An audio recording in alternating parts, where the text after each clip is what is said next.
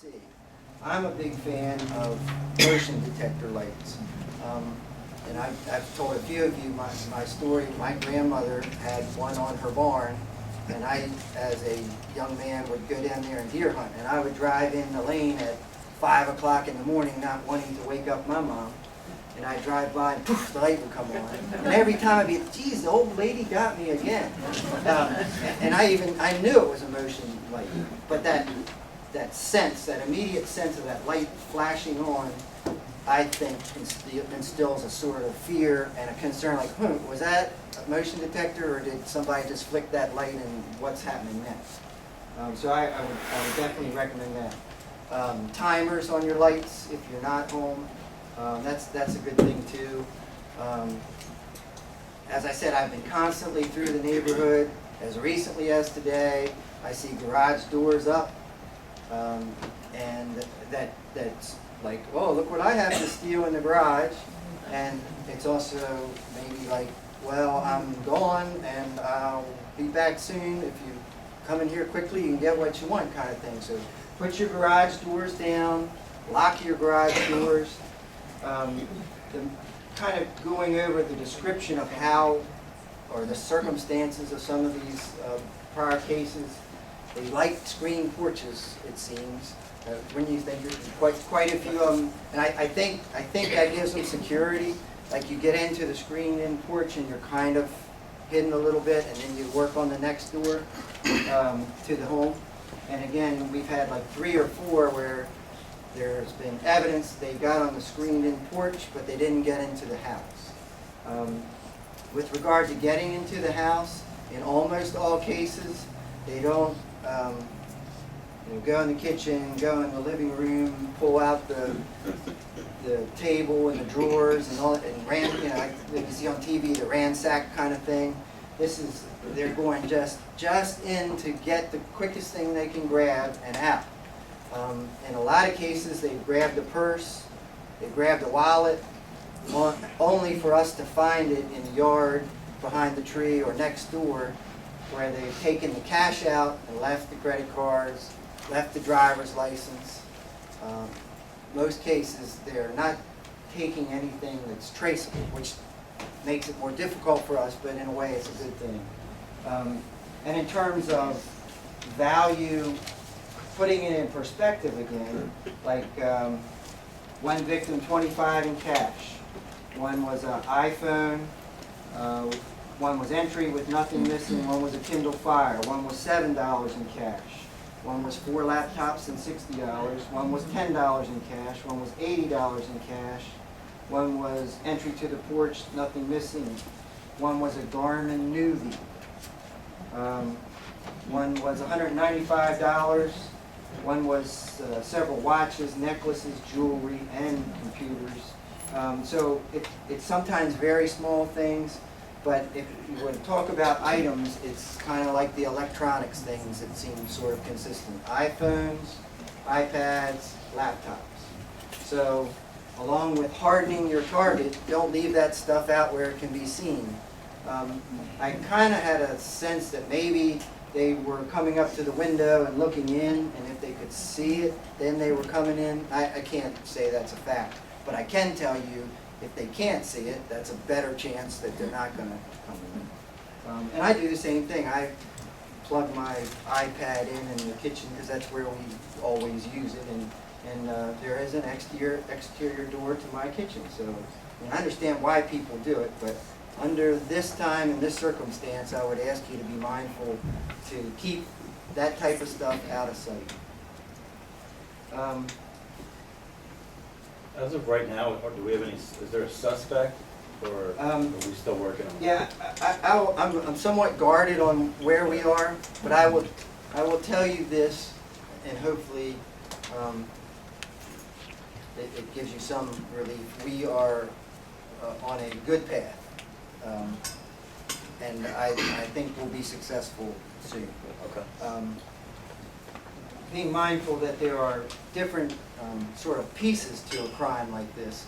There's the people that steal it, there's the people that sell it, and that kind of, and how do they relate? Sometimes they're the same, sometimes they're different, and many if not most cases, we end up recovering property. And I've told some of you, solve the crime backwards. We get the property, and we figure out where it came from, and we do it that way. And so it does take time, it does take some patience, and I know that's difficult at this point, but I'm asking for it. And I appreciate your consideration with it. Just because I mentioned it, iPhones, iPads, laptops. Record your serial numbers. My daughter had to do it online, but find my iPhones. You gotta go find your children or your grandchildren if you don't know how to do it. But it takes them about 1 minute, and we have had great success with that. And the college kids are the best. They'll come in our office and they'll go, "Somebody stole my iPhone. It's in Rock Hall." And we'll go on the computer and there it's going beep. So we're looking at, oh, they're in Fairleigh, they're getting ready to come into Chestertown. And as a matter of fact, I remember the one they were like, they're at Bennett's Getty right now. And we got them. So, you know, that's the one break I'm hoping for, looking for, that hadn't happened yet. Unfortunately, we're not being real lucky on that. But that is huge to us. If you have the device that can be tracked, then enable it. You can't after the fact. And if you don't have a way to enable it, at least be able to give us a great description, including serial numbers. And I would suggest take a picture of it, or whatever item. So we did have, this was kind of at the very end here, we did have a little bit of jewelry stolen. So you might want to take a picture of that. And know that that's my gold necklace because it's got this clasp on it, or it's because it was repaired at Forney's 15 years ago and it's got a nick there or whatever. Know what you have, so in case, because it really does help us on that second end, on the recovery of the property.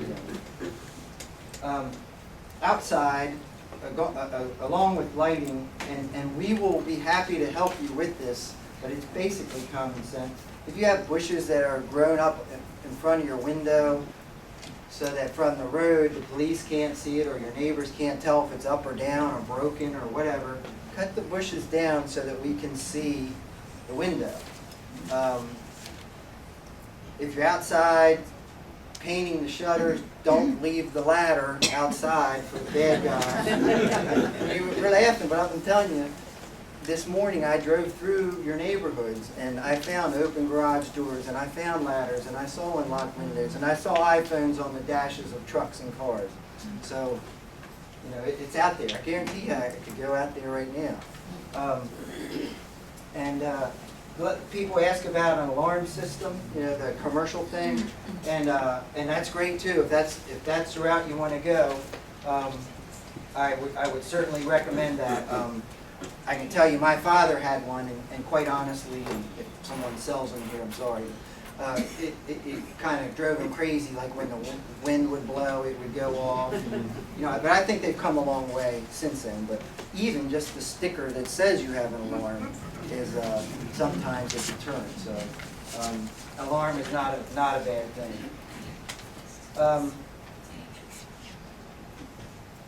If you see something that looks, this is kind of my last category, if you see something that looks suspicious, call us. I kind of have my dates from the 15th up, but I don't really know exactly when they occurred. It's when they were reported to us. And I understand if you're asleep and it happened at 11 o'clock at night and you don't get up till 6 o'clock and you're pouring your Wheaties and you notice that something's different, that's the soonest you can report it to us. But don't wait for 3 days and tell us, because the sooner we can be looking for those items, the sooner we can recover them. Is 911 the best number to call to get you guys? That's fine. You can call us direct. I mean, at the police department, it's really not an emergency at that point. But if you're not sure, I mean, maybe the person's in the house or something like that, then absolutely call 911. Can you give the number, the direct line? Yeah, our number is 410-778-1800, and after 5 o'clock, after 5 o'clock it rolls over to 10 Central. So it's monitored 24 hours a day, so there'll be somebody, the radio operators there will answer it after that. But yeah, call. And you know, sometimes people say like, oh, I feel stupid. I feel stupid telling them that there were 3 guys walking with masks and bags. I don't want to bother them. Yeah, well, again, the sooner we know, and this is the beauty of Chestertown. You know who belongs there and who doesn't. And I don't mean to be exclusive saying belongs, but who is unusual. Who's unusual? What's not quite right? And I always tell my family and myself, if your gut tells you it's not right, it's not right. So don't doubt that feeling that, and yeah, we're going to get a lot of calls that are going to be nothing. But maybe we get the one that is the guy that just did something and we can address it. So that's what we're here for. Call us, let us know, watch, see what's going on. And we're gonna get these guys. I know it. We're getting close, and we're doing the best we can. And I need some patience and I need some help.